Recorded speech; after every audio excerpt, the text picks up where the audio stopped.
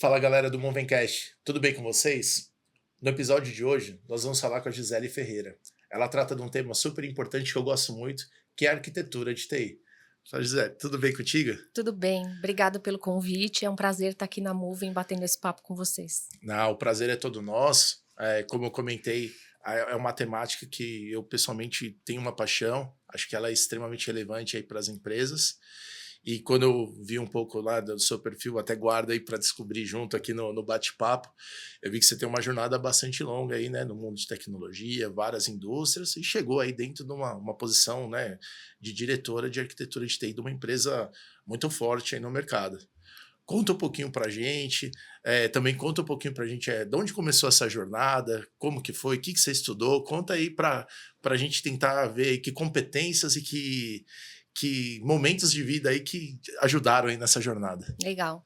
Bom, eu completo esse ano 25 anos dentro da carreira de tecnologia e a minha primeira experiência em TI foi na aeronáutica, né? Eu trabalhava no centro tecnológico, fui convidada por um professor de física meu a participar do Programa Espacial Brasileiro e ali para mim foi o meu aprendizado, foi ali que eu aprendi a programar, ali eu tive paixão pela programação e eu comecei a trabalhar, desenvolver os temas de lógica de programação. Lógico, eu comecei a faculdade, eu não tinha, vou ser programadora, vou trabalhar com banco de dados, não. Eu comecei a faculdade, apareceu essa oportunidade, eu me encantei pela área de Quando programação. você entrou na faculdade, você já tinha a questão da tecnologia, já era um caminho que você tinha decidido. Já era assim, né? Até o segundo ano do colegial eu queria fazer medicina.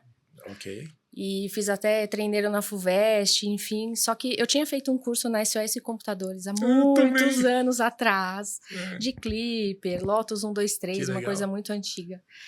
E ali eu me apaixonei muito pela parte do Clipper. E eu, do segundo para o terceiro ano, eu falei, eu vou fazer tecnologia. E que bom, né? Que para mim foi uma escolha muito feliz. Aí você entrou na aeronáutica com essa indicação, entrou numa temática, vamos dizer assim, que é bem associada à alta tecnologia, né? Sim. Imagino que você foi exposta a projetos e situações que devem ter acelerado bastante aí o seu desenvolvimento. Sim, na verdade, a gente trabalhava com desenvolvimento de algumas soluções, numa temática que a gente não podia comprar nada, porque tudo para o programa espacial dos países, a tecnologia ela é desenvolvida internamente. Ninguém vende tecnologia, porque isso é uma coisa Sim. muito estratégica, né? E eu trabalhava especificamente no rastreamento dos lançadores de foguete, porque no início eles lançavam os foguetes, mas eles perdiam os foguetes, porque não se conseguia identificar a trajetória especificamente. Então eu comecei exatamente nesse Que legal. projeto. Então é uma tecnologia que é bem diferente do que a gente encara hoje no negócio, Não é né? comum, Não é né? No negócio, comum. eu fiz minha carreira inicial na parte de tecnologia com parte de smart cities. E aí eu tinha essa sensação que talvez você tinha também. Eu não trabalhava fazendo cadastro, database, eu fazia Isso. algoritmo. Era bem curioso. Acho que você teve algo parecido aí. Exato. Então, assim, tinha um cientista que ele fazia uma construção de um modelo, né, um método para poder identificar aquela trajetória. Se usava muita física e matemática, então tinha que ter um entendimento muito aprofundado do que ele queria para Sensores, depois imagina também. sensores. Então, a gente tinha um sensor que ele ficava no lançador e nós tínhamos um radar que acompanhava Que sensacional, né? que acompanhava o pulso que o Projeto. sensor mandava. E a gente nós líamos pontos, né? A gente lia coordenadas esféricas, elevação, azimute e Sim. distância. E com base nessas coordenadas a gente plotava uma série de pontos e depois a gente tirava ruído, trabalhava um pouco aquela informação para poder determinar a trajetória. E aí tinha muitas variáveis, né? Assim, tinha o radar que estava distante, não estava na rampa, a rampa estava em 60 metros.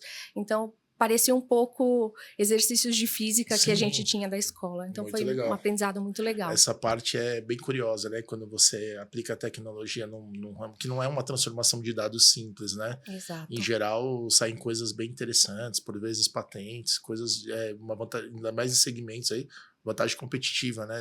Esses algoritmos. E você ficou nessa jornada até que época, mais ou menos? É, quando que você partiu para outras frentes? Conta aí um pouquinho de como esses pontos foram se conectando até o dia de hoje. Legal. Eu saí da aeronáutica, fiquei 2 anos no programa lá de iniciação científica, mas eu queria muito ir para o mercado de trabalho e trabalhar assim mais perto de business, de empresas mais tradicionais. E aí eu participei de uma academia de ABAP, né, que é a linguagem de programação de SAP, na Prowork Software, muitos anos atrás. Sim. E aí eu fui selecionada, recebi o treinamento e comecei numa equipe de desenvolvimento de um produto, que ele era integrado ao SAP e desenvolvido em ABAP prioritariamente, né? E ali eu consolidei a minha paixão por programação. E aí você me perguntou, né, como é que essa jornada acabou em arquitetura. Eu nunca fui uma programadora, puramente programadora. Eu estava sempre sentada com um negócio, rascunhando o que eu precisava entregar de fato para ele. Naturalmente, você já tinha essa exposição aí, dadas as situações que você foi atuando, você já tinha essa questão com o negócio. Isso. E antigamente, a gente, como programador, a gente acabava se sentando junto com o funcional e junto com o negócio para poder entender as necessidades dele. E aí eu nunca consegui me desvencilhar essas duas partes, né? Para mim, construir um código, você está atendendo a algum negócio. Então, eu tinha uma necessidade de entender para poder programar. Essa necessidade que você comenta, e aí eu tenho uma percepção, queria compartilhar contigo, não sei qual que é a sua visão. Eu percebo que a galera aí, né, dessa linha do tempo, né, que somos contemporâneos aí,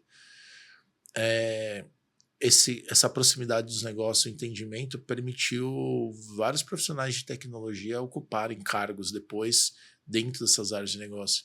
Você acha que essa exposição, ela nos dias de hoje, ela ainda é presente? É uma vantagem competitiva para quem é de tecnologia e souber entender o negócio, eventualmente shiftar ou incorporar eventualmente alguma área de negócio? Como que você enxerga isso no passado e hoje?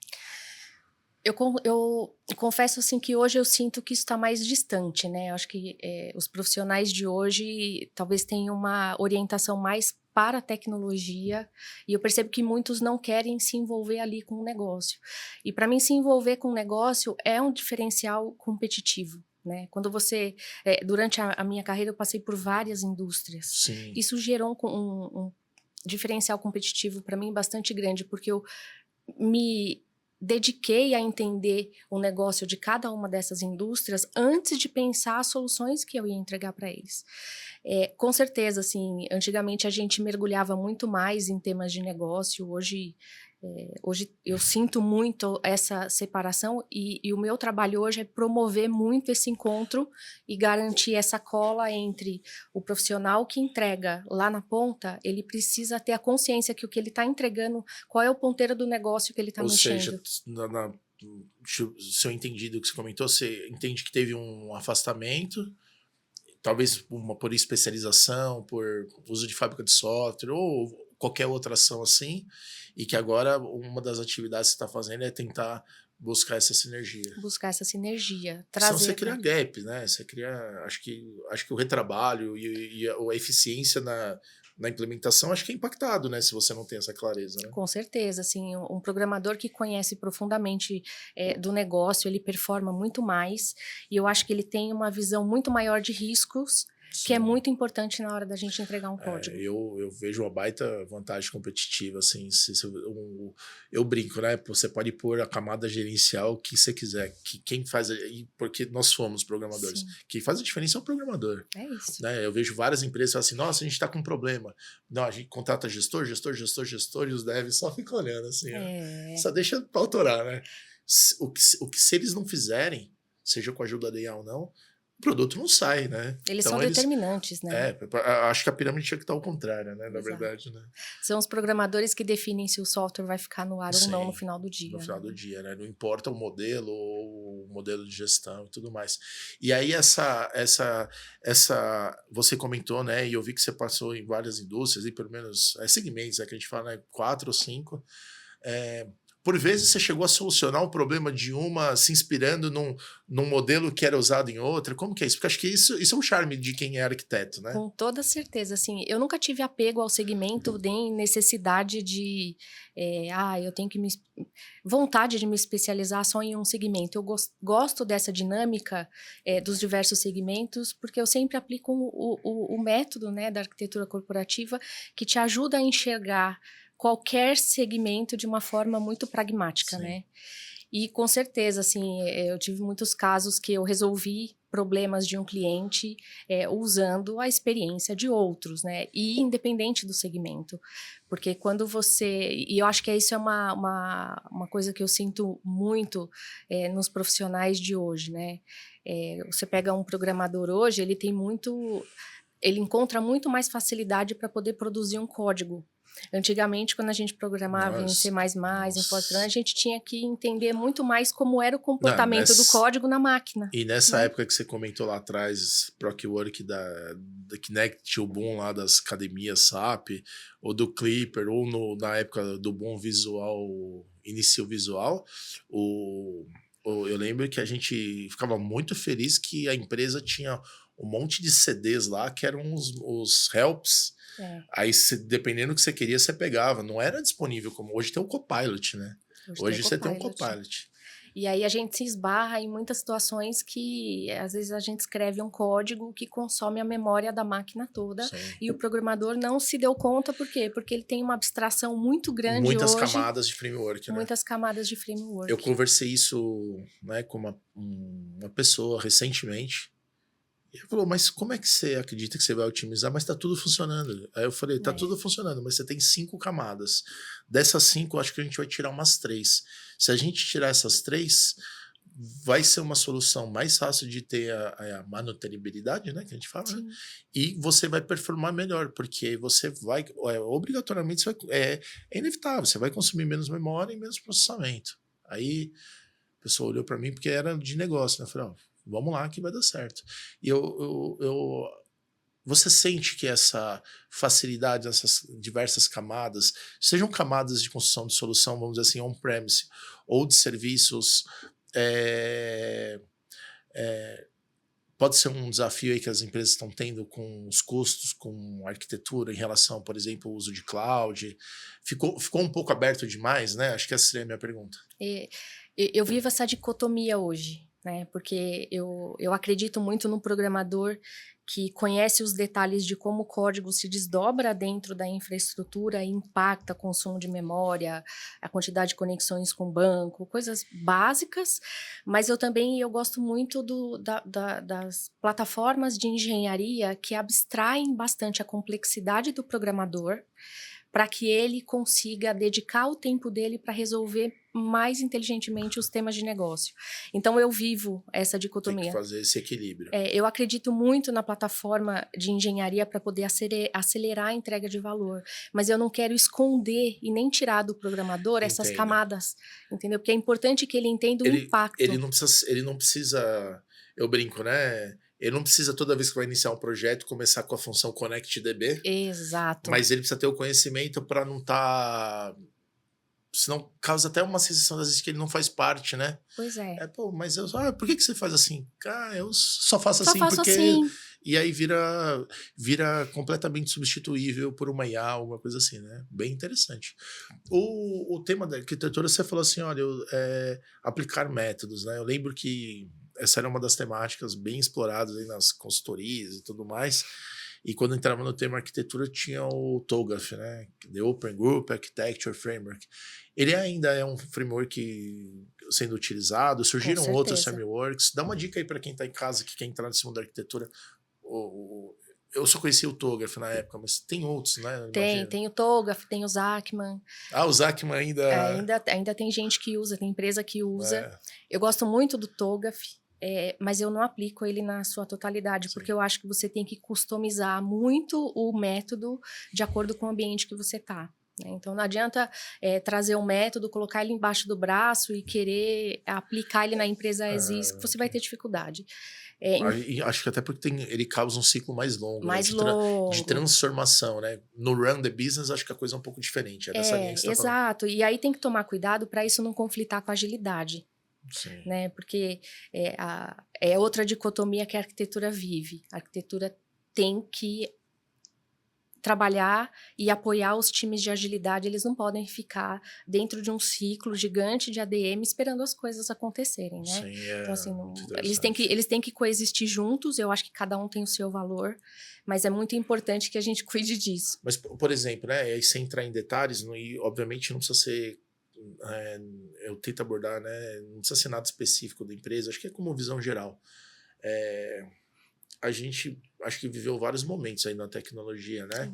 E até por evolução, né? Você tinha arquiteturas que eram totalmente proprietárias, tudo dedicado, a gente faz tudo, aí começa a ter o conceito de composição, aí você passa a ter arquitetura híbrida e tudo mais. E aí a dúvida dentro de uma empresa, é uma arquitetura para tudo ou existem, vamos dizer assim, arquiteturas situacionais? Assim, como que se lida com essa questão? Tipo, que tipo de arquitetura ou que padrões e modelos de referências que devem ser seguidos em qual momento? Tem diferença se é projeto, se é uma área? Eu não sei, conta um pouquinho pra gente. Bom, a arquitetura para mim ela é muito situacional, né? Eu acho que tem diversas formas de fazer. A gente começa fazendo uma proposição de arquitetura, a gente vai olhar sempre para o futuro e para entregar o estado da arte. Mas a gente tem que tomar muito cuidado para entender se a empresa está pronta para chegar nesse estado da arte. As pessoas têm que estar muito engajadas, porque não adianta a arquitetura entregar um desenho muito bonito e as pessoas não estarem engajadas e não terem o entendimento dele. E tem o mais importante, eu acho que não é o desenho do estado da arte, é como você vai chegar lá. E às vezes é em um passo, às vezes é em 5, às vezes em mais passos. Então a gente tem que buscar sempre esse equilíbrio. E a arquitetura também vive, talvez o maior desafio, né, de um diretor de arquitetura hoje é como é que eu construo o futuro da companhia do ponto de vista de estratégia de soluções, mas eu atendo o dia a dia de forma muito ágil e muito rápida. Eu tenho que buscar esse equilíbrio. Eu não posso ficar só no dia a dia e também não posso ficar só tentando criar um futuro porque eu vou criar um abismo. Ou seja, né? o avião está voando, você precisa manter ele voando e criar a pista ou condições de voo ali para frente. Exato. E a gente tem que olhar também para o investimento que já foi feito nas tecnologias que você já tem. Chegar no ambiente e falar assim, eu vou jogar tudo fora e começar de novo. É o Sun Tzu da arquitetura, não né? Dá. O cara chega e já...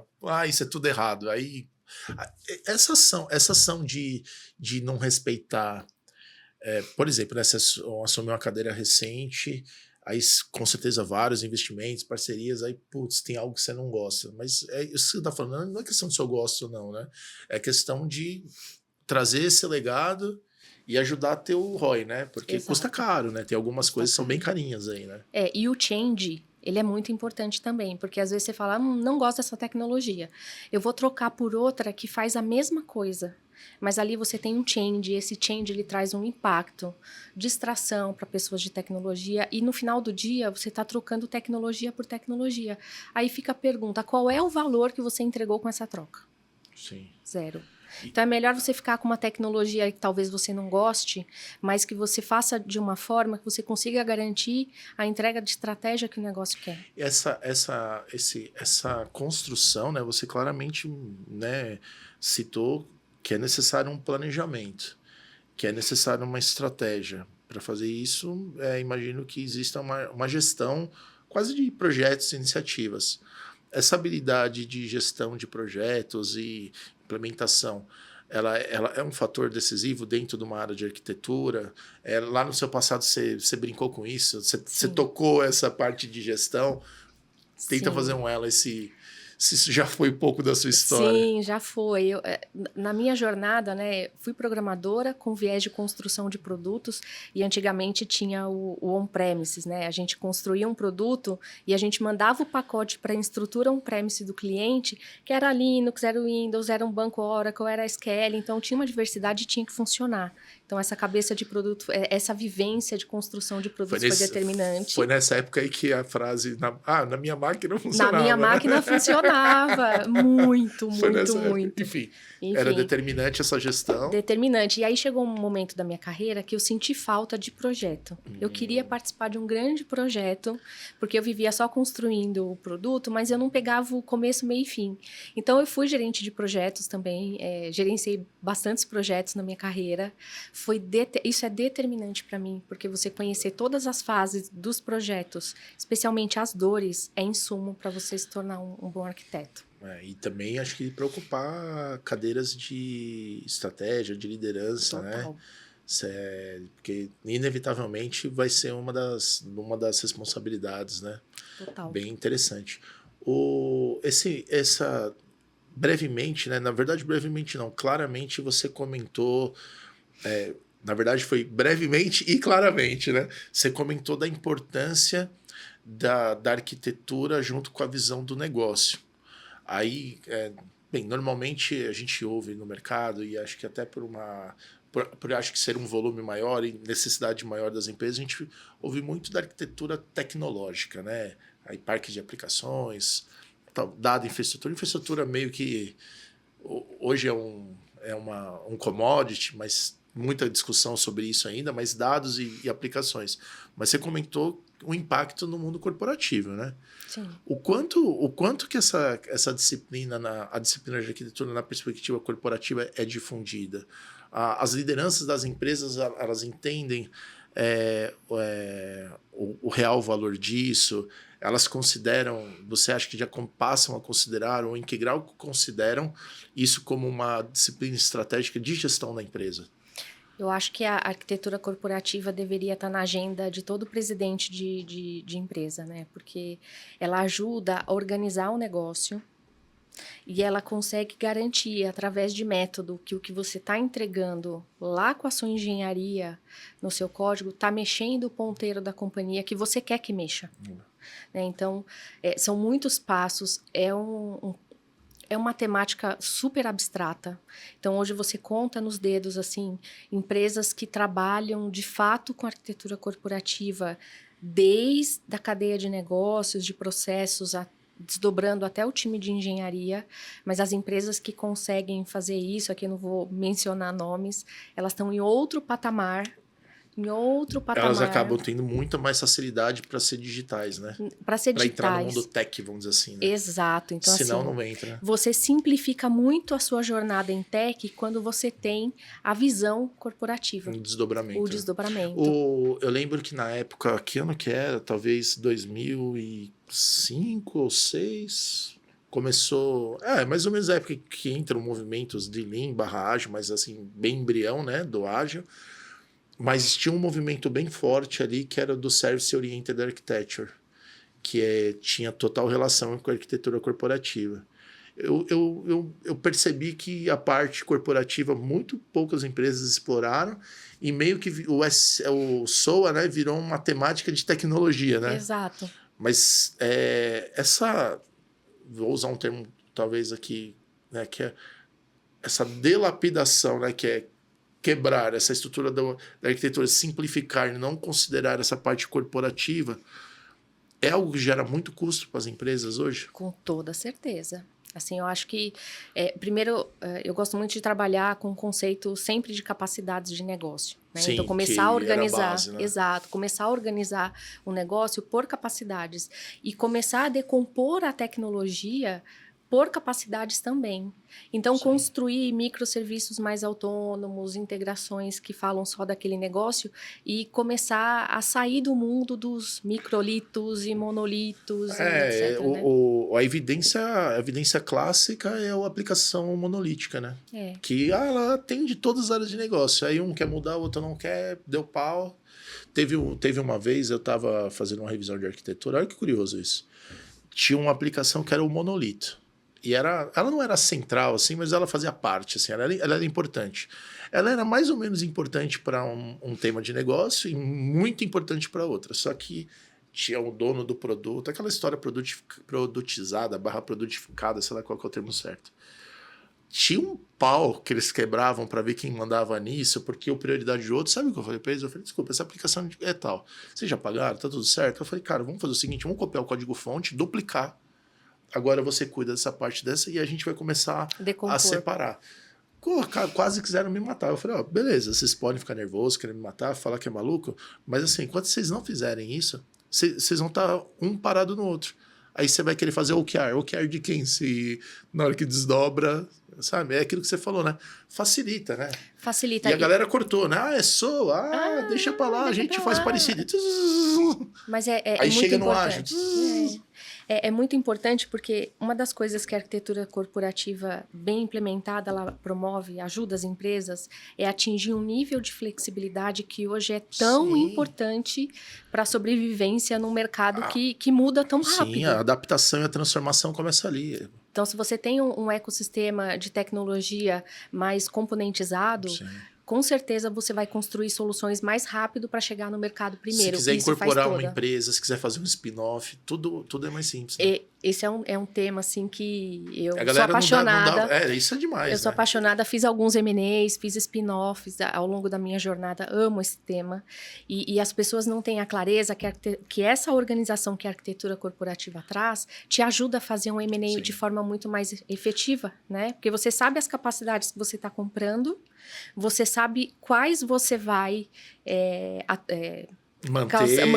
causar algum distúrbio e te ajuda a fazer ali um projeto de transformação já para enxugar o que você comprou. Eu lembro que quando eu trabalhei algumas vezes nesse tema, algumas várias. A gente apresentava o painel da arquitetura corporativa e falava assim, legal, se chama de capacidade ou serviço e tal. Clica aqui. Aí dava um highlight de tudo que pegava. E quando a gente entra na questão de governança, né? A gente falava... Olha, são temas de 2012 isso que eu estou conversando. É a rastreabilidade bidirecional, né? Sim. Eu vou mudar algo no negócio. Legal. Qual o código-fonte que é impactado? Exato. Isso eu lembro que tinha no Cobit, né? O Cobit. Acho que no TOGAF tinha também. Só que, cara... Eu conheço 0 empresas no Brasil que fizeram. Acho que até entendo. Talvez sejam... muito forte ou não, mas, tem tecnologia open source para fazer isso. É que a galera foi negligenciando. Tem diversos. Teve negligência? Negligência é aquilo assim, eu sei que precisa ser feito, mas eu não vou fazer porque... Ou é mais questão de limitações. E aí você precisa escolher porque o cobertor é curto. Eu acho que o tema de limitações ele é importante. A limitação de tempo também. Eu preciso fazer rápido, entregar rápido e colocar lá na ponta rápido. Então, eu não posso ficar perdendo tempo com sistemas de arquitetura. Isso eu acho que traz uma contrapartida depois, né? Então, assim, eu fiz consultoria também na minha carreira para empresas que... deixaram, vamos fazer, vamos entregar, vamos gerar o valor, depois a gente pensa nisso. E o efeito colateral foi o custo de tecnologia escalou, Sim. Aí o negócio não sustenta, aí começam a vir os cortes, né? Então, começam a vir as necessidades de fazer cortes em tecnologia, porque o custo não escala. Dos anos... Desde que deu o boom da agilidade, isso já acho que é conceito de arquitetura evolutiva, né? Que a galera geralmente queria o state of art, né? E aí acho que o conceito de arquitetura evolutiva é mesmo que talvez uma refação, mas uma refação menor, né? Acho que você teve... surgiu 2 perguntas aqui. Uma porque você me deu um gancho, né? Eu vou aproveitar. A gente falou tecnologia, desenvolvimento, habilidades lá atrás, desenvolvedor, baita oportunidade. E foi legal que você falou que queria fazer medicina. Porque eu acho que qualquer carreira leva vantagem sobre programar um pouquinho, né? Qualquer uma. Total. Aí você falou de gerenciamento de projetos, né? Enfim, vários, explicou super legal aí um pouco da jornada. E aí você falou uma palavra, eu já trabalhei também com consultoria para empresas. Ser consultor, ou ter tido um momento... claro que você pode ser, imagino que até hoje você... Enfim, acho que essa é a minha pergunta. Ter atuado como consultoria... como uma consultora, te ajuda hoje na cadeira que você está? Total. Porque atuar como consultora, eu peguei diversos tipos de trabalho e diversas empresas em diversos momentos e cenários e com problemas diversos, né? Então, trabalhar a consultoria, chegar num cenário, rapidamente fazer um diagnóstico, entender o ambiente e sair com um plano de ação ali numa linha de advisor, né? De indicar o caminho, por onde você vai, o que você tem que atacar, assim, para mim foi um divisor de águas e eu considero que a experiência que eu tenho muito veio da vida de consultoria, né? E a gente estava falando, eu atendi um cliente no passado, eu vou contar esse caso rapidinho. Ou compartilha com a gente adora casos. Né? E foi um cliente assim muito interessante que ele só me ajudou a reforçar o tema da arquitetura corporativa, porque ele tinha o melhor stack de tecnologia que eu já vi. As melhores ferramentas do mercado, de todos os domínios, estavam disponíveis e estavam implantadas. A pergunta que eu tinha que responder para ele era: por que quando eu peço para o meu time de tecnologia um produto novo... Demora 8 meses. Baseado no que eu já tenho, demora 8 meses. É o padrão, né? É o padrão. Então, ali se desdobrou. Então, eu tive, sei lá, 2 meses... Era 8 meses mesmo? Ou não, eram 8 meses. Eu falei 8 meses. Você falou exatamente certo. Porque é o tempo o padrão. Até hoje, assim, sabe? Mas por quê? Não tem aquela orientação, assim...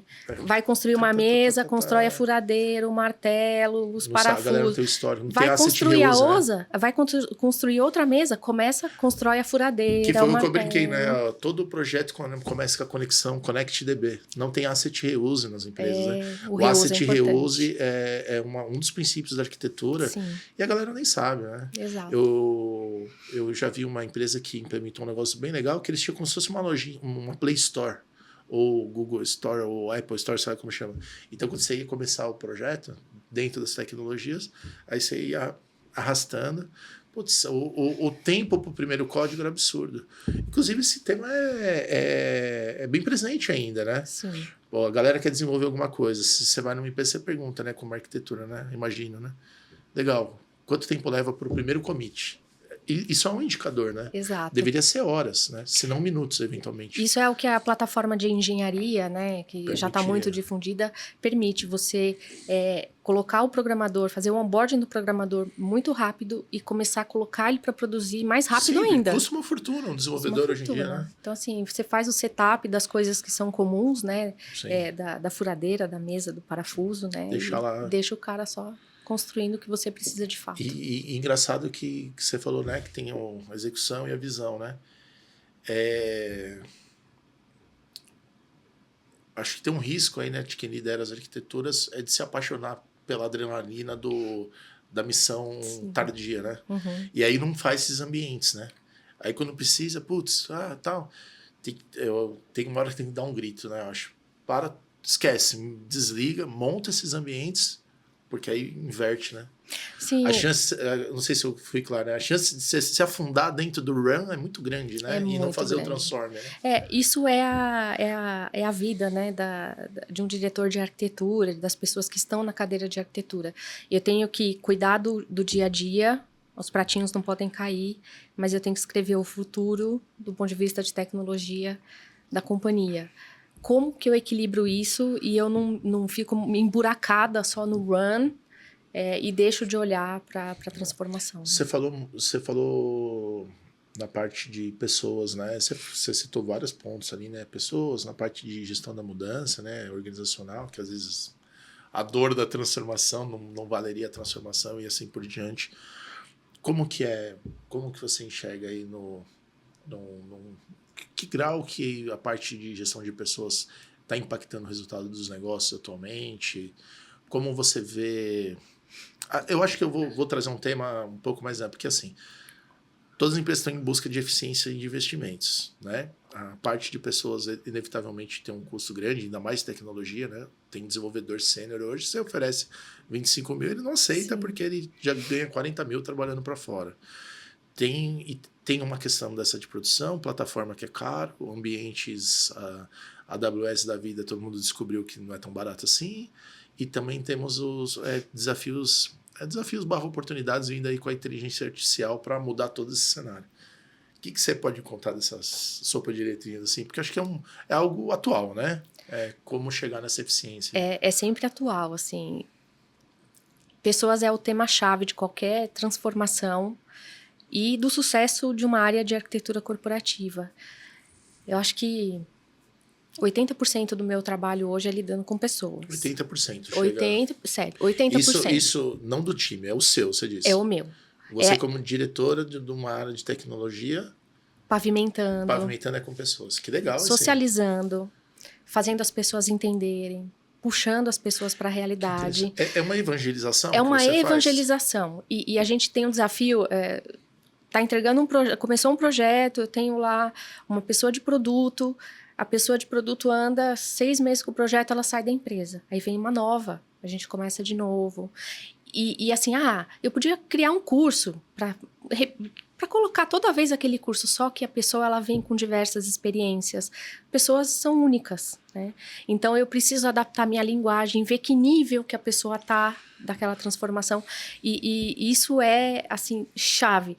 Eu passei, acho que pela primeira transformação digital lá que me trouxe clareza, que foi quando da implementação da nota fiscal eletrônica, que começou o desenvolvimento em 2006 com a Cefaz e começaram as primeiras implementações em meados de 2007 para começar em 2008. Então, nós tínhamos as áreas fiscais extremamente apegadas ao papel, imprimia a nota, olhava a nota ia com um caminhoneiro e, de repente, a nota... Deles, né? Era a missão deles. E, de repente, a nota... não vai mais existir essa virou parada. Eletrônica, virou um XML que ele tinha dificuldade de ler. Qual foi a chave ali daquela transformação? Foi você preparar as pessoas que estavam acostumadas a viver num ambiente, a viver no outro. Sim. Porque a tecnologia estava ali, pronta, mas se você fosse de uma empresa, que você não tivesse uma área fiscal preparada para aquele momento... Podia ter ruptura, né? Uma ruptura e risco, né? De tributos, mesmo, né? Negócio.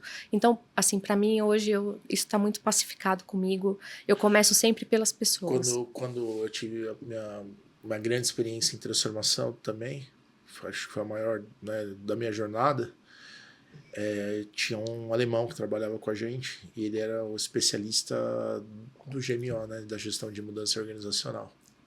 Eu acho que essa disciplina é uma disciplina que, infelizmente, eu não sei no mundo, porque eu não tenho tanto contato, tenho achismo, talvez, que o Brasil ignora, só que não faz sentido nenhum ela ser ignorada como ela é.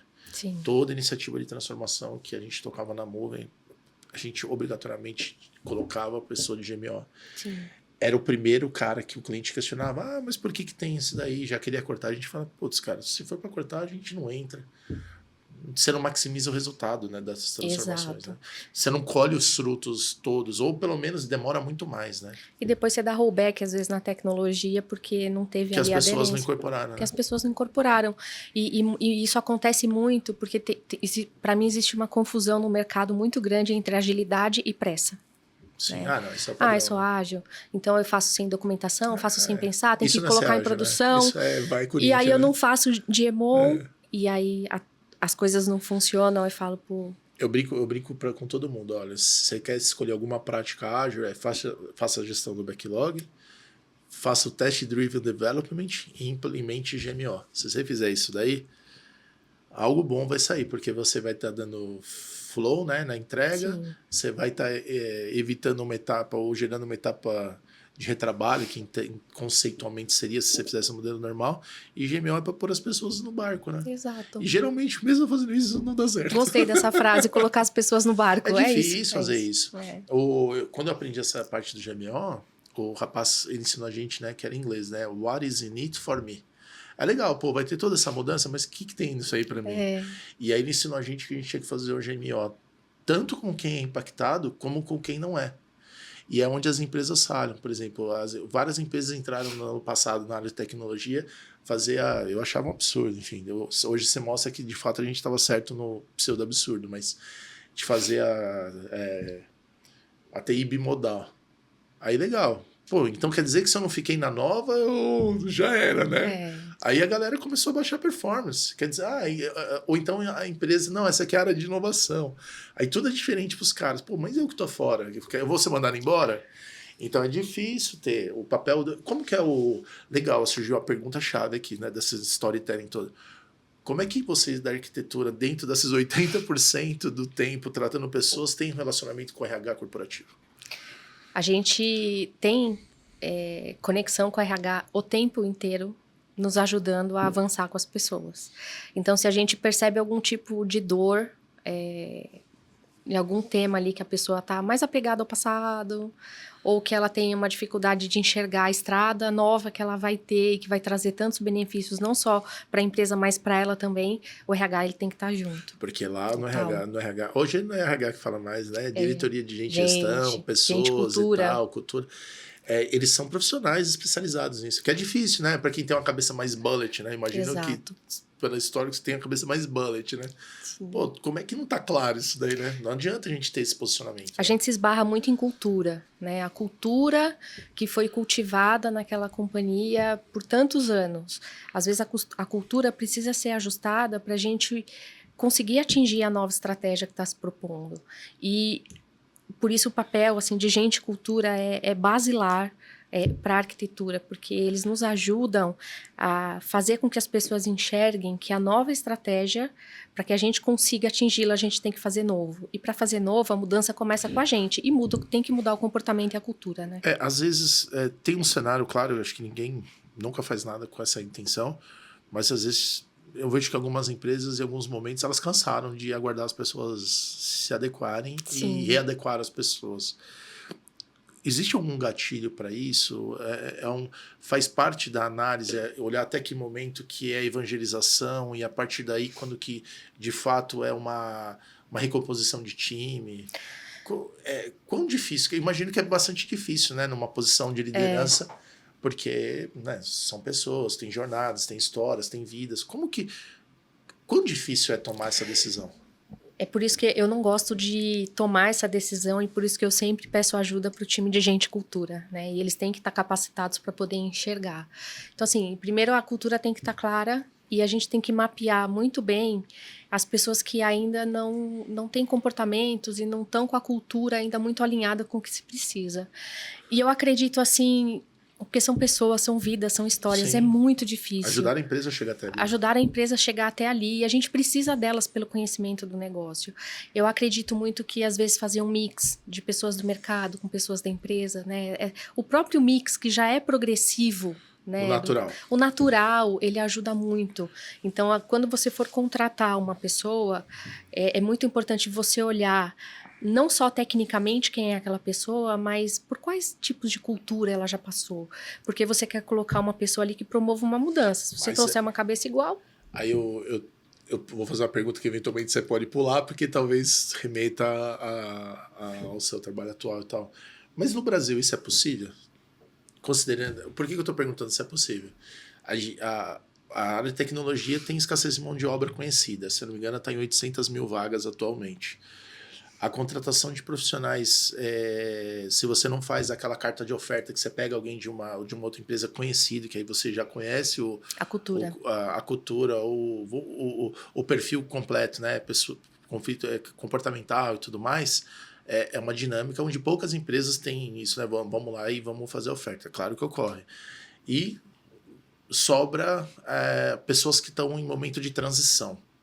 Geralmente hoje, momento de transição são empresas que eventualmente não dão o resultado esperado, estão tendo recomendações por questões financeiras, e aí os profissionais acabam estando no mercado, mas os muito bons ficam 10 dias no mercado. Sim. Ou fica 30 se decidirem descansar um pouco. E aí você tem uma gama disponível no mercado bastante baixa em relação... Você acaba tendo pessoas que não estão tão adaptadas assim.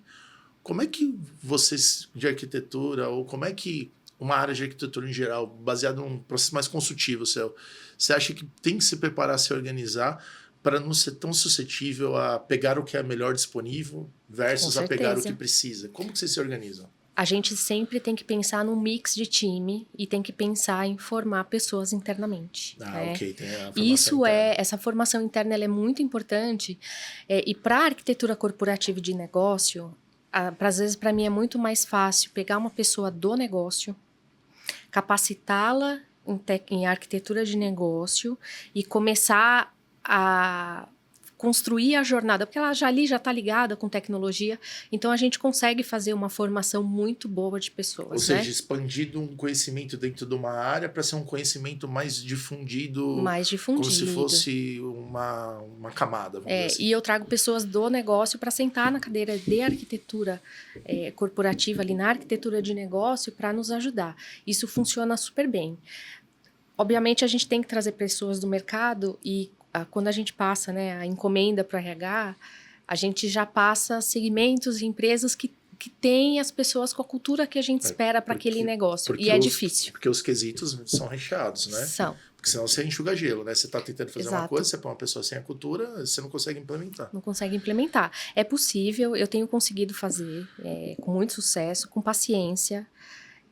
Eu não paro, mesmo que eu não tenha uma vaga aberta, eu tenho sempre pessoas mapeadas. Sim. E estou fazendo entrevista, estou conversando com pessoas, porque eu sei que uma hora eu vou precisar e eu já sei 2, 3, 4 pessoas assim, inevitavelmente, quando, por exemplo, você está no trabalho, vou chutar aqui, né? Poxa, a Gisele está trabalhando lá, legal, pô, olha, tá dando um resultado.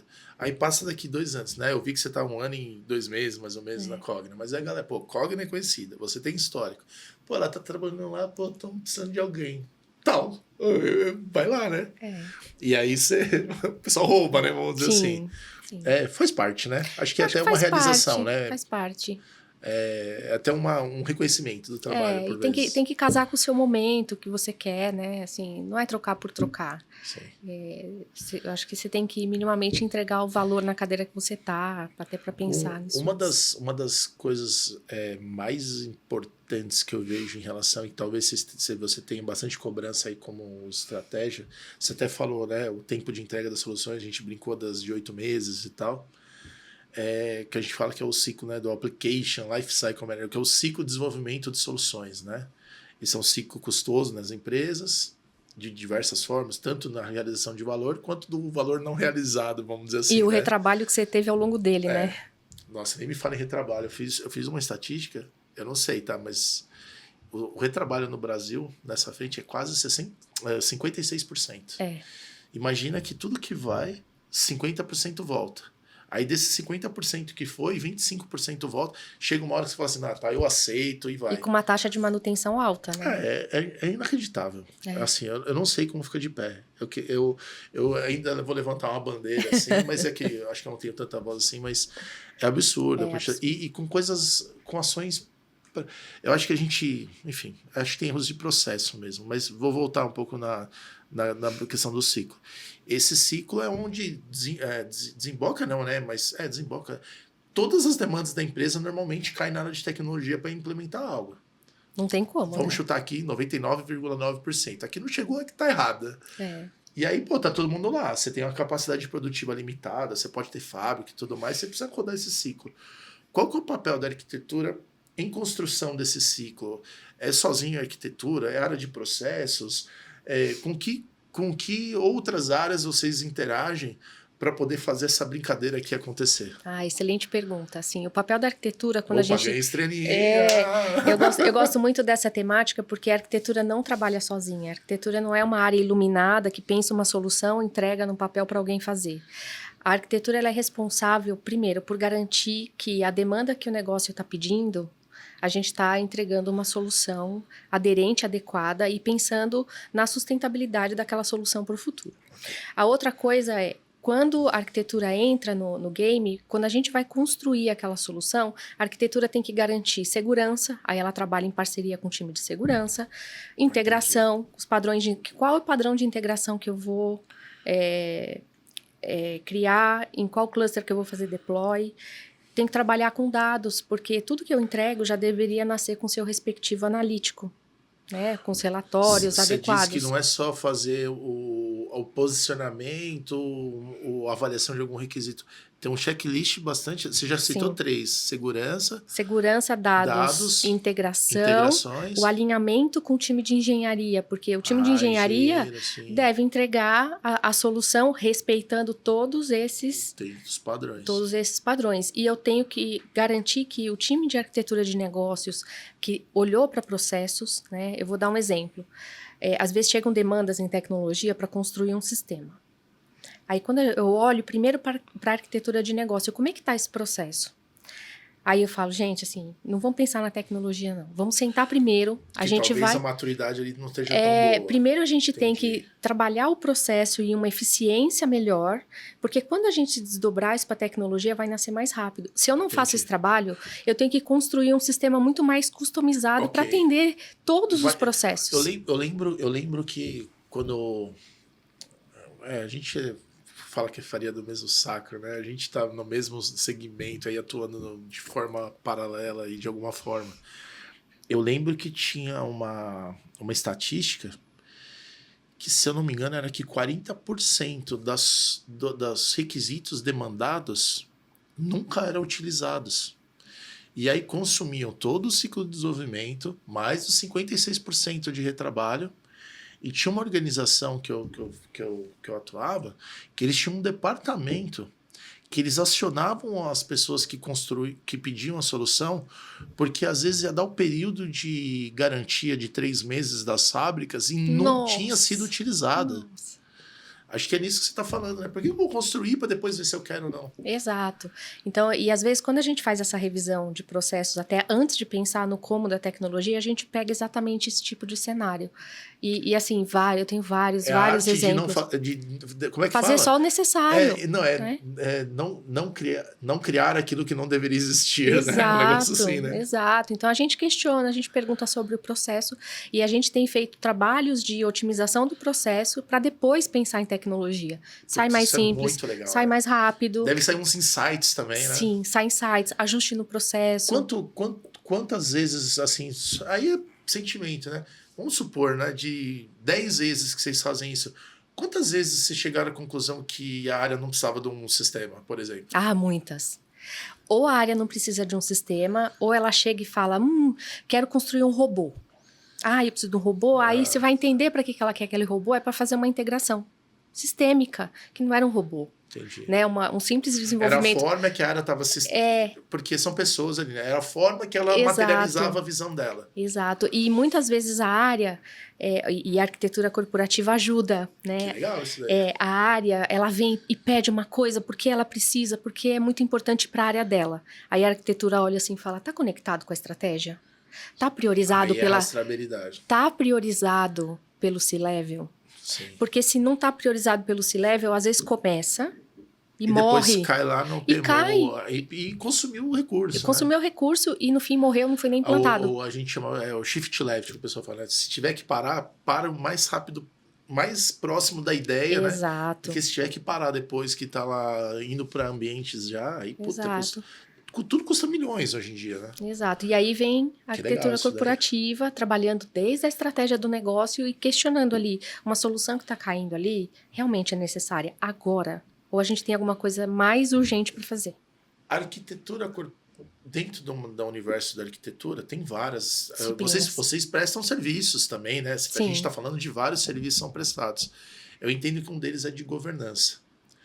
Como que você vê o papel de governança da arquitetura perante a empresa? É tranquilo fazer isso? As pessoas já reconhecem? É um serviço sendo valorizado? Como que você vem construindo isso nas empresas que você tem trabalhado? Olha, no início ele não é valorizado, mas quando a gente começa a mostrar números da governança, né, de arquitetura para uma companhia, ele é assim fundamental e tem dinheiro na mesa. Então, Big money, na verdade, muito dinheiro na mesa, porque a gente olha as empresas com muitas tecnologias redundantes, né? Várias linguagens de programação, ao invés de eu ter poucas e investir para poder acelerar a entrega, né? Às vezes tem 10 CRMs dentro da companhia. Eu estava conversando com um colega, antes de vir para cá, a empresa dele tem 8 sistemas de gerenciamento de apólice.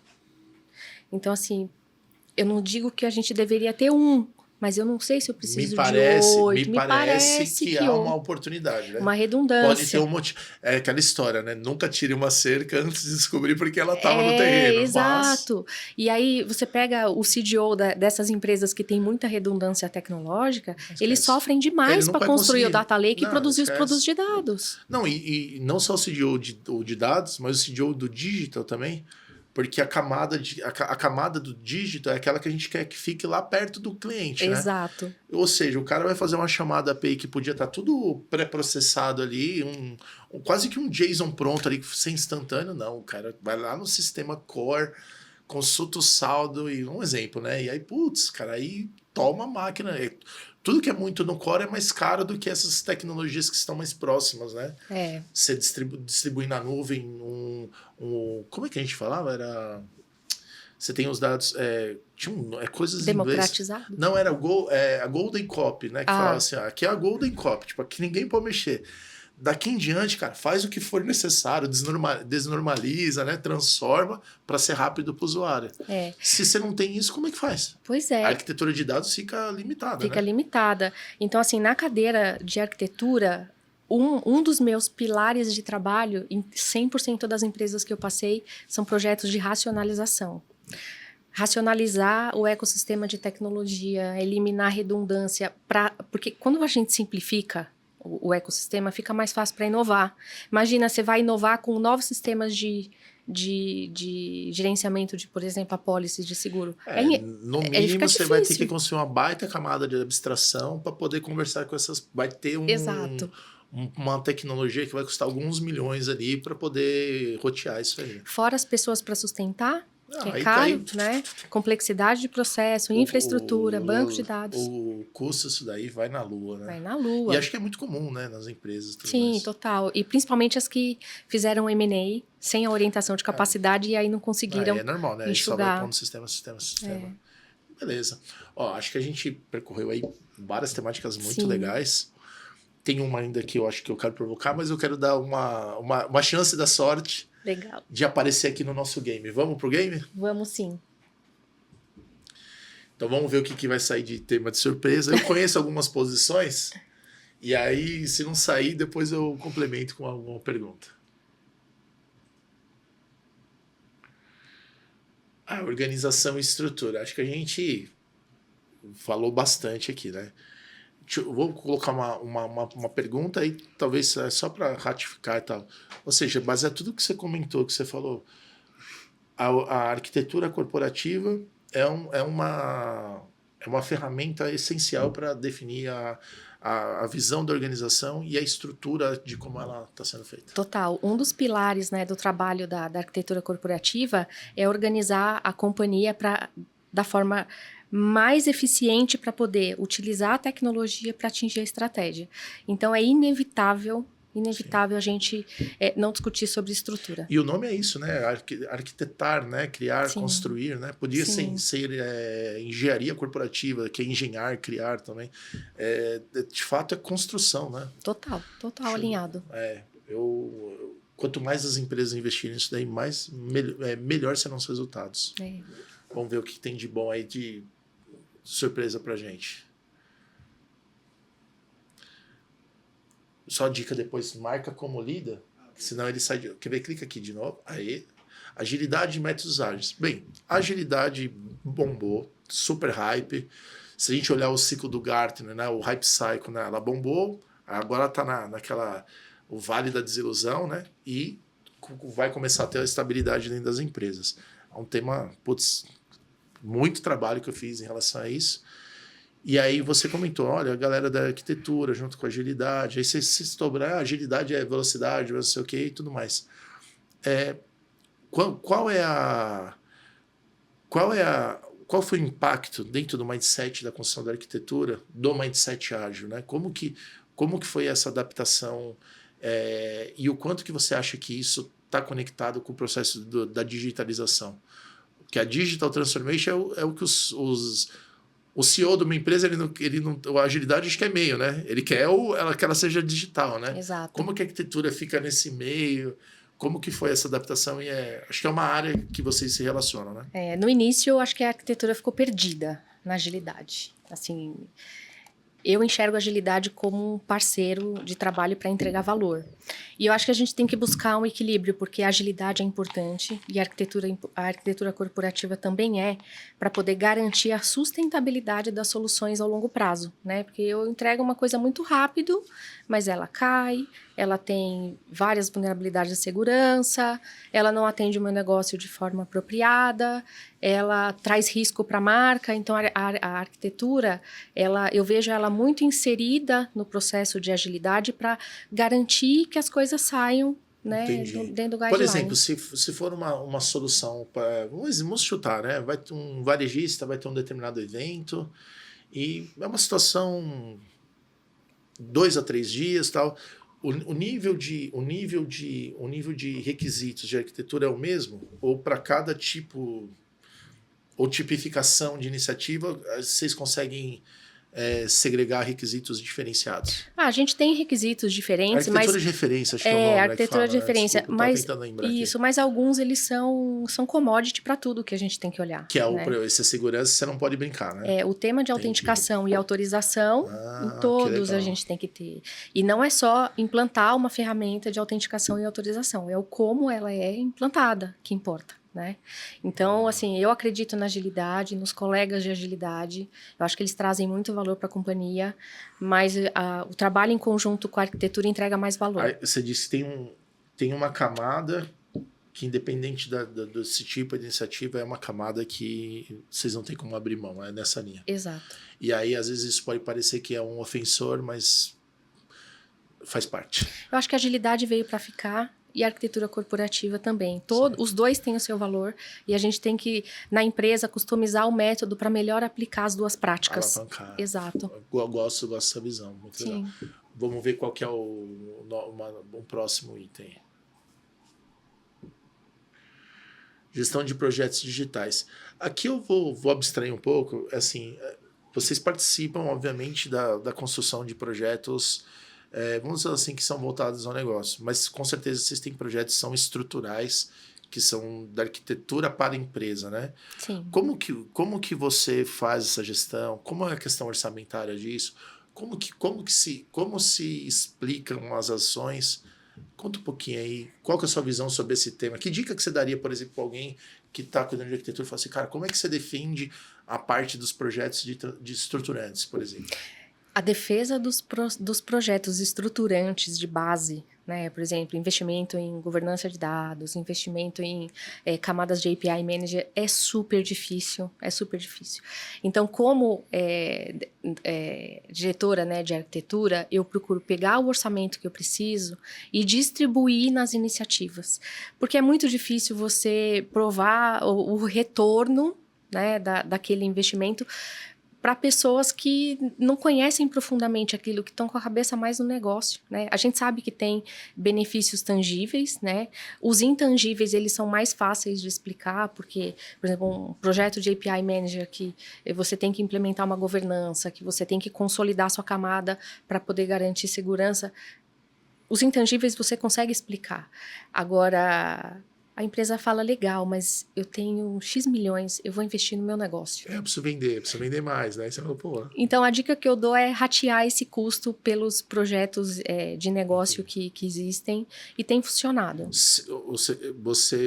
Você pega o seu orçamento e ajuda dentro das iniciativas. Exato. Okay. Eu trago orçamento das iniciativas para poder compor um estruturante. Ali, exato. Tipo, eu não vou sozinho, eu estou indo ali por causa disso. E fazer de forma progressiva, né? Porque às vezes você não precisa pedir 10 milhões para fazer um estruturante, você vai fazendo na visão de oportunidade. Mas eu acho que o mais importante, assim, quando você faz um projeto estruturante, geralmente é para trazer benefício e eliminar risco.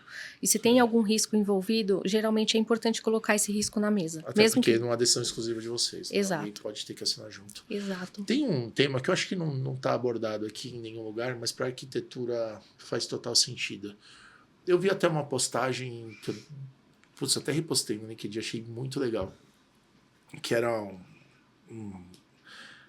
a temática era assim, vários projetos open source que alguma empresa encapsulou e de alguma forma tornou numa licença, o que é totalmente possível, zero comentário, porque aí põe serviços e coisas e garantias melhores. E aí são esses projetos open source que, basicamente, por exemplo, né, eu posso estar errado aqui, mas dentro do que eu uso, eu consigo identificar. A AWS inteirinha, um monte de open source por trás, numa camada AWS que você vai lá e consome, a mesma solução de transcrição de vídeo você instala dentro do seu Linux. Só que você não vai ter algumas garantias ali. E você tem outros cenários, a API Management também existe, frameworks de desenvolvimento também existe, o frameworks naquele mundo híbrido, né? Você tinha lá as empresas vendendo plataformas, você tinha o Heroku lá que já fazia isso daí faz tempo. Sim. Cloud Management também, a mesma coisa. Mas eu não vejo as empresas tão engajadas em assumir talvez um risco do uso de um open source. Por que isso ocorre? É cultural? É o medo do... Preciso ter alguém para chancelar, senão eu danço? Como que funciona? Eu acho que é o medo do desconhecido, né? E eu acho que, nesse sentido, a arquitetura consegue dar clareza para a companhia, porque quando a gente pega um open source e a gente analisa essa solução sob a perspectiva de dados, de infraestrutura, segurança, né? De todas as disciplinas ali, engenharia, sentadas numa mesa para poder discutir, tomar uma decisão colegiada e avaliando os riscos daquele open source curto, médio e longo prazo, eu acho que quando a gente coloca essa clareza para a companhia na mesa, eu acho que fica mais fácil da gente aprovar. Essa é uma das disciplinas, essa homologação é uma das disciplinas. Homologação é uma das disciplinas. E a gente sempre olha a solução, a gente olha para a robustez do fornecedor, ou a gente olha para o open source que tem por trás daquilo, pesquisa a comunidade. Fazer a homologação de um open source, na prática, né, nas ações, é a mesma de fazer uma ferramenta que tenha... Acho que a gente tem que ter outras preocupações, né? Assim, como que vai ser a sustentação, a robustez, como é a comunidade. Então, acho que não é como você analisar uma ferramenta mais consolidada no mercado, que tem diversos players implementando, diversos vendors trabalhando com você. Eu acho que é um tema mais complexo e uma coisa presente, né? É uma coisa presente. Eu gosto de open source, tem muitos bons no mercado, assim, que a gente usa e vai adiante com eles sem risco por muitos anos, mas eu acho que a gente tem que usar o método para poder avaliar. Pra saber. Exato. E versionar, né? E versionar direitinho. Se mudar a versão, aí faz de novo, né? A emoção, às vezes, pode criar uma armadilha. Exato. Né? E tem que tomar cuidado com o lock-in também, né? Então, como que você abstrai ali aquela solução para não casar com ela pro resto da vida, enfim. Sim. Tem que ter as estratégias, né? Estratégia de arquitetura, né? Isso é bem legal que você falou hoje. A visão é muito legal, né? A arquitetura permite essa brincadeira, né? Por exemplo, você vai ter isso, legal. Não importa o que eu vou usar, eu vou ter uma camada de abstração própria, porque aí depois qualquer coisa eu só mudo a chave. Essa discussão tem que estar na mesa. Esse conceito de chaveadores, né? É uma baita arquitetura, acho que assim... Flexível, né? Ela dá uma flexibilidade, uma inteligência, uma robustez. Legal, não foi, muda pra cá. Mas não é... Enfim, não é todo mundo que se aventura a querer fazer isso, mas acho que pode ser um caminho. Tá tranquilo? Podemos ir aí? Podemos? Pô, esse papo eu acho que é o motivo da minha vida profissional, tá aí, né? Saiu eu fiquei aguardando, aguardando e aqui vamos longe. Inteligência artificial, né? Acho que a gente nem sabe ainda todos os impactos. É claro, ações de ganho de eficiência que estão sendo feitas. As empresas as pessoas já começam a incorporar cada vez mais no tradicional ali, num prompt, né? Mas na parte de sistemas, cada vez coisas evoluindo, né? Você já vê empresas aí declaradamente começando a discutir até sistemas de dados baseado em IA, né? Onde o modelo tradicional de dados, tipo tabela, seja modelo de documento ou tabelinha mesmo, vai acabar, né? Do tipo, você vai mandar um prompt e fala assim, novo usuário no sistema, dados, ele vai lá e se vira. São coisas muito interessantes de alto impacto. Como é que é vivenciar esse momento estando na cadeira que eu acho que é a maior decisora sobre a adoção dessa temática da automação e da inteligência artificial na empresa? Eu acho que... Qual é a pressão que você está tendo, ou que você vê os colegas tendo e tal? Eu acho que a pressão por inteligência artificial ela é gigantesca, né? Eu acho que não só na cadeira de arquitetura, mas na cadeira de dados também. E eu acho que, enfim, as empresas aprenderam na prática a importância da governança de dados, né? Para poder implementar mais rápido os modelos de inteligência artificial. Vai ser a mesma dor que a gente falou do SOA, né? Não fez Exato. SOA, aí para migrar para Digital é difícil. Exato. Agora a inteligência artificial, quem não fez dado vai ter que pagar o cheque. Né? Exato. E é um caminho sem volta. Sim. Então, acho que a gente, como arquitetura, a gente não pode brecar nenhum tipo de inovação. A gente tem que entender como que a inovação, como que a inteligência artificial se comporta para a gente se atentar aos riscos e ajudar a companhia a entender os riscos daquela prática. Né? Então, acho que o papel da arquitetura de hoje, corporativa, é segue.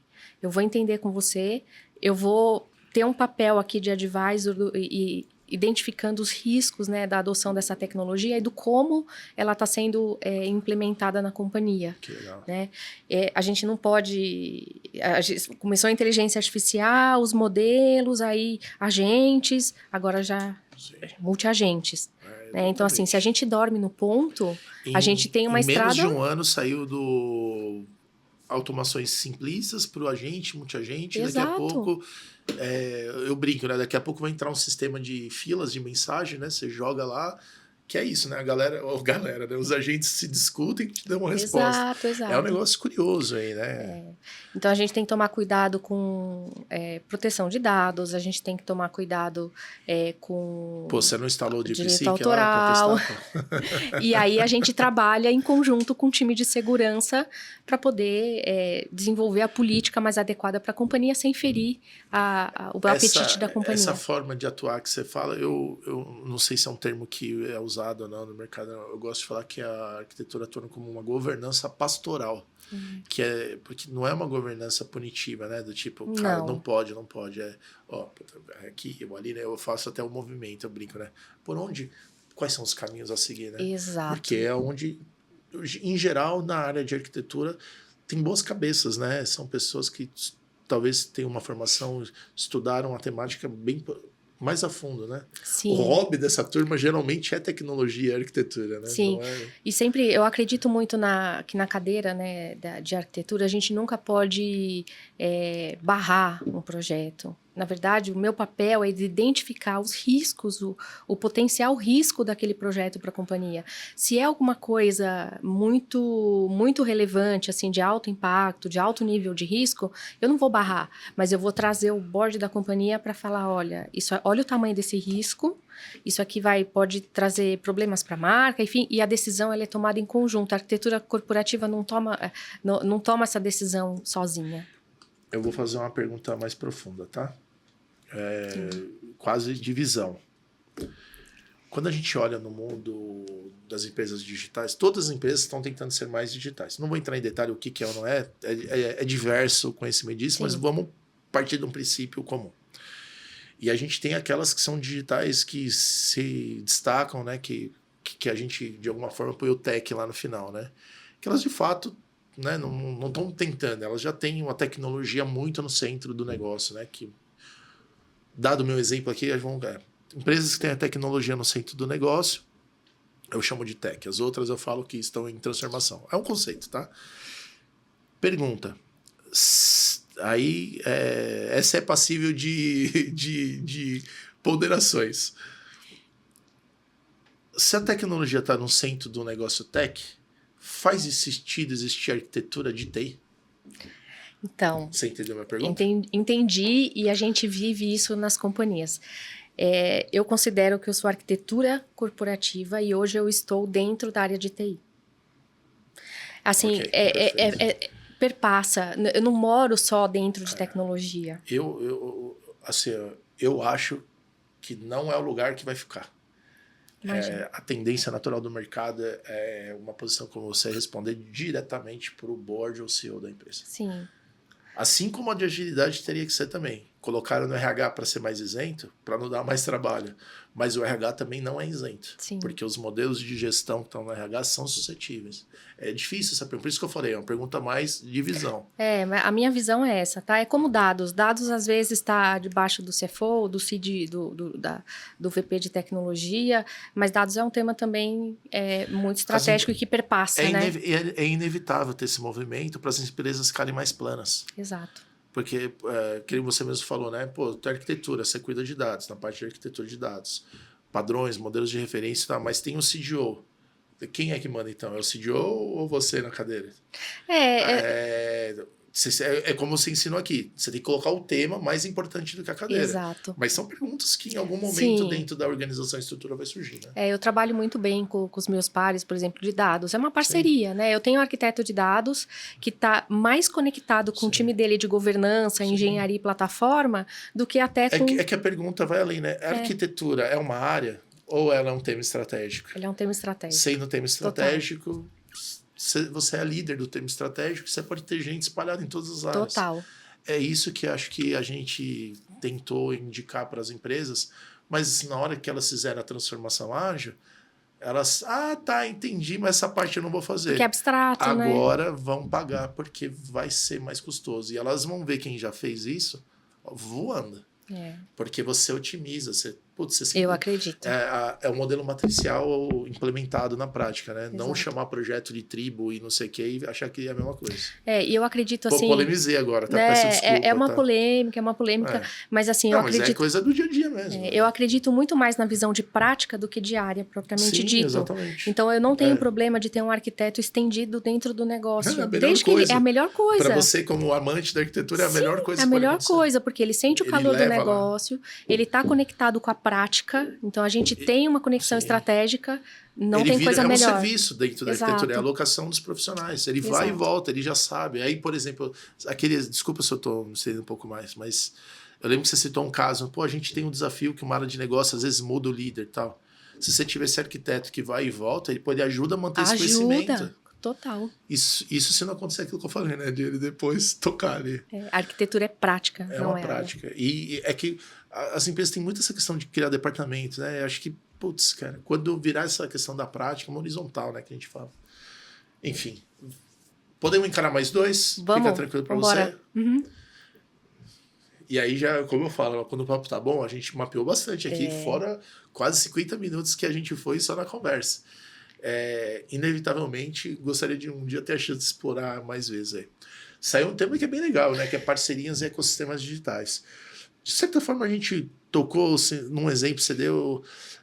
No passado, você tinha muita questão do e-mail, né? Você até comentou, né? Que quando você estava na aeronáutica, cara, parceria é nada, meu. Aqui a gente faz, porque é questão de existência, né? É um design principle da empresa, né? Tudo é feito aqui.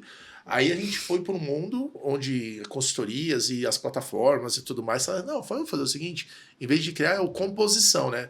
Vamos para composição. Aí faz parceria e você começar a atuar não só num ecossistema, mas você começa a ter outros parceiros para venda, canais de distribuição tem bastante, né? Afiliados e assim vai, marketplaces e tudo mais. Como que é olhar essa avalanche, porque os negócios demandam isso, né? Como é que você for uma avalanche para, eventualmente, cara, o que eu tenho que fazer para permitir o meu produto estar disponível numa plataforma de terceiro? Putz, como que foi essa... Ou como está sendo, né? Então, essa questão de gestão de parcerias e... Exato. E para fazer isso se concretizar, você precisa ter o quê? Flexibilidade nos teus produtos, nos teus sistemas, para poder conseguir fazer uma parceria muito rápido e colocar o seu produto disponível ou fazer um OPM, um white label com uma parceria muito estratégica, né? Porque às vezes essa parceria tem uma data para começar e para terminar, né? Exato. Pode acontecer, né? Ela tem uma data para começar, sei lá, né? Ela tem uma data para terminar, ela pode te trazer aprendizados e ela pode te abrir outras fronteiras. Porque o aprendizado que você tem dessa parceria, você pode fazer um outro tipo de negócio. Então, você tem que estar preparado para poder conseguir se acoplar de forma muito rápido né, no ecossistema de mercado, e por isso que é tão importante a prática da arquitetura corporativa para organizar a sua empresa de uma forma componentizável para você conseguir fazer essa manobra de forma rápida. Entendi claramente. Essa questão de parcerias e ecossistemas normalmente está bem associada às temáticas de negócio, né? Sim. Pode ter até alguma coisa de tecnologia e tal, mas a práticas de negócio. Como você enxerga no mercado? Parcerias ainda é um departamento ou já está virando uma prática que está distribuída, por exemplo, as áreas de negócio, ou não, vamos fazer um planejamento e vamos verificar parcerias que a gente pode fazer para talvez, sei lá, expansão de mercado, novas geografias e assim por diante. Eu acho que isso tá na agenda de todo head de negócios hoje, né? Eles que olham isso. Exato, porque é uma forma de alavancar o negócio de forma muito rápida. Sim. Você vai construir interno ou é mais rápido você fazer uma parceria, se projetar no mercado e ganhar o seu dinheiro também? Eu tenho uma... Aqui eu não tenho NDA, né? Mas são coisas são públicas, né? E da história do Nubank, né, das agências e tudo mais, Sim. né? Aí acho que é no México que eles estão abrindo. Eles já ocuparam bastante espaço no mercado lá. E lá eles têm uma parceria com o Oxxo, onde no Oxxo você faz os processos bancários. E aí eu olho aqui, por exemplo, né, na região que a gente está aqui na Zona Sul, né, em Moema, que a gente fica, cara, tem um Oxxo em cada lugar. Se você vai tomar na cuidado, Mariana em cada lugar. Aí é o lance da parceria estratégica. Eu vejo que, eu não sei se é questão de regulamentação ou estratégia, em questão de meses, você vai ter um Oxxo Nubank aqui no Brasil, certeza. Pois é, e às vezes essa parceria... E é muito legal, cara. E às vezes a parceria projeta o seu nome, às vezes a parceria não projeta o seu nome porque você fica ali entregando o seu business como um serviço para outra empresa. Você está ganhando seu dinheiro da mesma forma, você está melhorando seu ecossistema. E está respeitando a jornada do seu cliente final. Exato. Não importa que você vai entrar no Oxxo. Exato. Ou se isso acontecer, né? E tem vários exemplos, né? O varejo sabe fazer collab bastante, né? Porque eles precisam criar demandas. Acho que eu vi alguma coisa do Burger King, andou fazendo também. Acho que é uma baita sacada, né? Muito. E dá até uma cara mais legal para a empresa que consegue fazer essas parcerias. Né? Acho que é uma coisa, se eu fosse presidente de uma empresa, eu ia ter uma pessoa para olhar, né? É rapidez, né? Se a arquitetura tá boa e você tem as ideias boas, você vai lá.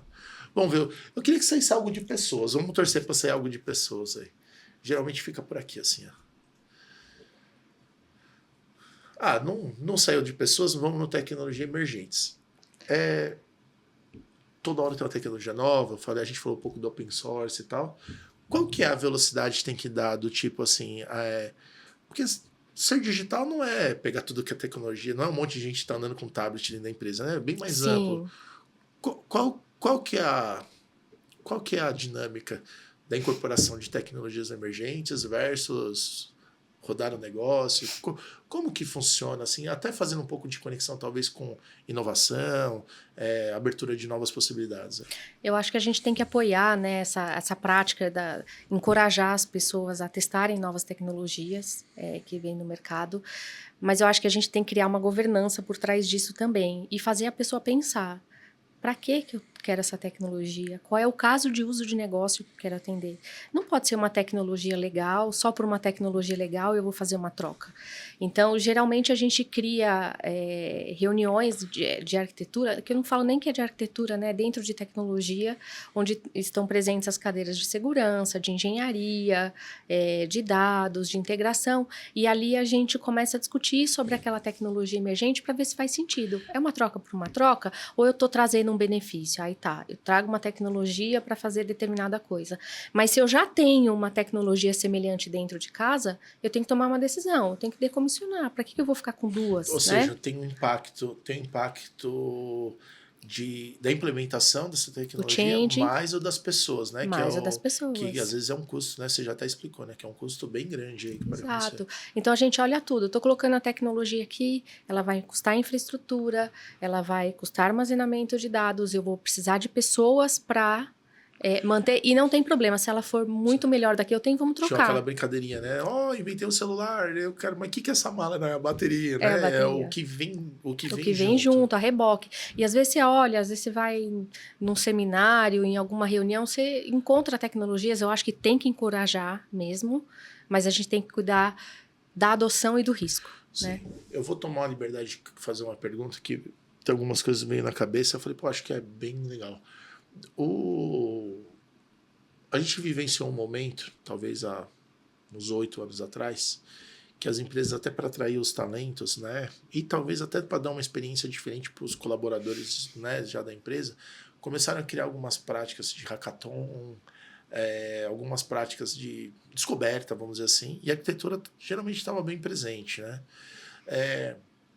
Aparentemente, eu não sei se estou certo, mas aparentemente esse movimento caiu um pouquinho. Caiu, né? Caiu porque não fazia sentido, caiu porque o custo era maior do que o retorno. Não é a dor das empresas agora no momento, talvez, no momento geral, econômico. Por que caiu? Por que a galera não acha mais legal? Eu gosto muito de hackathon, mas eu acho que as pessoas das empresas hoje estão tão ocupadas de entregar o dia a dia e o futuro, porque organizar um evento desse toma um tempo grande, né? Eu acho que mobiliza orçamento, mobiliza pessoas, e eu acho que dependendo, né, pode tirar o foco ali de algum projeto estratégico. E as pessoas vivem numa correria tão grande que talvez seja isso, eu não sei te dizer. Não era uma ótima estratégia para aquisição de talentos? Com certeza, com certeza. Mas eu acho que a dor tá maior, né? A dor tá maior, tem que entregar e tem que correr e o prazo não tá apertado. Eu acho que tem muito a ver com isso. Talvez quando uma oxigenação a gente, né, sempre pergunta, por onde começa? Começa por onde dói primeiro, né? Por onde dói. Pelo jeito, acho que todas as empresas no Brasil estão com muitas dores, né? Sim. Então, não dá e poucos recursos. O cobertor recurso curto. Esquece, né? Vai ser mais um momento que os brasileiros vão ajudar a dar uma volta por cima. Sim. Bem, ó, a gente, por curiosidade, a gente tá 84 minutos conversando. Nossa! E eu falo que quando a conversa é legal, e é um tema que eu tenho muita paixão e visivelmente você tem também. Gosto muito. Se tivesse pizza e Coca-Cola, 10 horas aqui. E se pudesse ainda programar uns JavaScript, era mais legal. Eu queria muito, muito, muito, muito agradecer aí sua visita. Ter o ponto de vista sobre temas que são muito relevantes. Acho que vai ajudar bastante gente que está em casa. Tanto quem está começando na jornada, conhecer um pouco mais sobre arquitetura ou as coisas em volta. E também pessoas que talvez já tenham cadeiras similares à sua, podem ter tido alguns insights. Queria agradecer demais mesmo, tá? E deixar um canal aberto para você convidar o pessoal para que queira trabalhar contigo ou queira se conectar. Como é que a galera pode alcançar você, Gisele? E talvez ter um momento, né? Muitas pessoas estão procurando, às vezes, um advisor, né? Tipo, poderia me ajudar? Acho que é legal, né? Um networking, né? Que legal. Fala, né? Eu gosto muito do network, para mim ele é muito importante porque é onde eu faço trocas e é onde eu consigo captar como as empresas estão se comportando naquele momento, com aquele tema, né? Então, eu que queria agradecer o convite, eu acho que foi um bate-papo de altíssimo nível para mim, eu sou apaixonada por arquitetura corporativa. Quando eu fiz essa transição de carreira, foi uma transição consciente e foi a melhor escolha que eu fiz na minha carreira, então eu recomendo para muitos profissionais. Estou lá no LinkedIn à disposição, faço advisor para algumas empresas também, estou ensaiando alguns advisors para empresas fora, então eu sou apaixonada pelo tema, não tenho como agradecer, eu acho que foi fantástico aqui o nosso bate-papo, e eu recomendo, né, a arquitetura para os profissionais. Para sentar numa cadeira de arquitetura, você pode ter vindo de diversas áreas de tecnologia, porque você precisa conhecer a prática. Então, assim, você não tem que estar especializado na tecnologia X, Y, Z, mas você tem que conhecer a prática e os impactos da tecnologia dentro de uma corporação. Então, só tenho a agradecer aqui o nosso bate-papo. Obrigada, viu? Show de bola. Galera, encerramos aí esse episódio super legal, cheio de conteúdo com a Gisele. O tema de arquitetura, para quem talvez não esteja tão próximo, é um baita bom. Se você se profissionalizar nessa área e for um profissional que tenha uma estrutura, um sucesso, né, com certeza você nunca vai ficar desempregado, você vai conseguir ótimas oportunidades de emprego, não só no Brasil, como no mundo todo, tá? Aproveitem. vejam aí as dicas, né? A parte de gestão de projeto, parte de desenvolver a questão de consultoria, ter essa pluralidade de conhecimentos, entender a empresa um pouco mais. Não é tão complicado quanto parece para iniciar, mas como uma jornada aí, leva uns 10, 15 anos aí para você poder estar no ápice, mas esse momento chega, plante agora para você colher, que no Brasil as empresas vão precisar de mais. É uma carreira que falta muita gente para trabalhar nas empresas, então se você entrar, se estruturar, com certeza você vai ter um diferencial competitivo e vai poder levar prosperidade para sua vida e para sua família. Valeu, brigadão, valeu pela atenção aí e vamos aguardar o que vem pela frente aí nos próximos episódios. Tchau, tchau.